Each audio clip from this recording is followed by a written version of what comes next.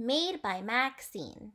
This is the title, the author, and the illustrator. What do you guys think Maxine is going to make? What do you notice?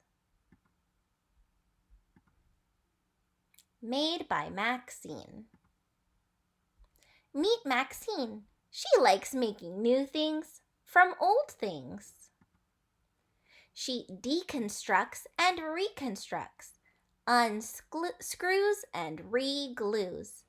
Maxine makes everything better. Well, mostly. Meet Milton. From the day Maxine spotted him in the pet shop window, she was hooked. His scales shimmered, his fins fluttered. Was he waving to her? Since he was a fish, it was hard to tell. Maxine fell in love with Milton. He was a special fish and deserved a better home than a boring glass bowl. If I can dream it, I can make it, she said. What do you guys think she's going to make? And then she did. First, she tinkered with some old toys and made a spectacular tank. Next, she repurposed a broken bike and made a pedal-powered fish feeder. Wow, that's amazing. For a final touch, Maxine repurposed some vegetables and made music. Being a fish, he was not much of a dancer, but Milton wiggled his fins to the beat, practicing his slick moves. One day at school, Miss McMiller made an exciting announcement. This week, we'll have a class pet parade, she said. We'll meet on the playground after school and then march around the building. If you don't have a pet at home, you may borrow one from our classroom. I'll bring Mittens, my kitten. I'll bring Felix, my ferret. I'll bring Milton, my goldfish, said Maxine. It's a pet parade, not a wet parade. A goldfish can't march. He doesn't have feet. Milton is a very special fish, she replied. You'll see. What do you think Maxine is going to do? How can she get Milton to be part of the parade? At home, Maxine told Milton about the pet parade. He bubbled with excitement. Being a fish, he didn't get out much. It's okay if you don't have feet, Maxine said. Fins are perfectly fine. No, they're better than fine. They're fabulous.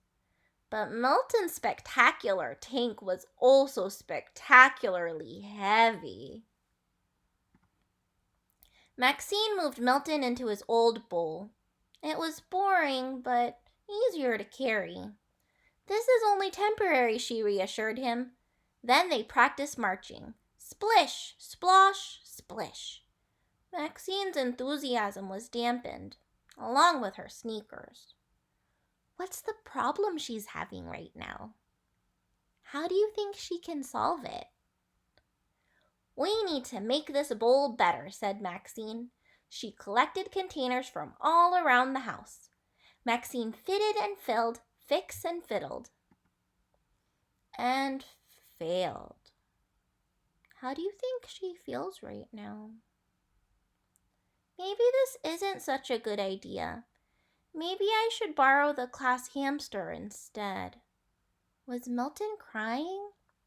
Since he was a fish, it was hard to tell. As the big day approached, the pet parade was all anyone could talk about. I brushed Mitten so she's extra fluffy. I made Felix a sparkly new collar. How do you think Maxine feels right now? What do you think will happen next? Maxine thought about Milton with his shimmering scales and fluttery fins. He was beautiful and funny and smart and talented, and he was her friend. Sorry, hamster. I'm marching with Milton. After school, Maxine picked up her pencils and paper and planned her project. She had already discovered a million ways that would not work, which meant she was getting closer to finding a way that would. She repurposed a race car, upcycled an umbrella, and reprogrammed an old remote. All afternoon, she deconstructed and reconstructed, unscrewed and re-glued. She tinkered and hacked, bent parts forward and back. Maxine made a music-playing, fin-wiggling, wave-sensing, wheel-spinning, dance-powered, Fin-tastic, fin-tabulous, fin-credible, fishmobile, pet parade float. Meet Milton, said Maxine, my very special fish. He's dancing and driving. Watch your feet coming through. Miss McMiller complimented Milton on being the best-behaved pet of all. Was he blushing? Since he was a fish, it was hard to tell. She also complimented Maxine on finding a way to include Milton. If I can dream it, I can make it, Maxine said. And she did.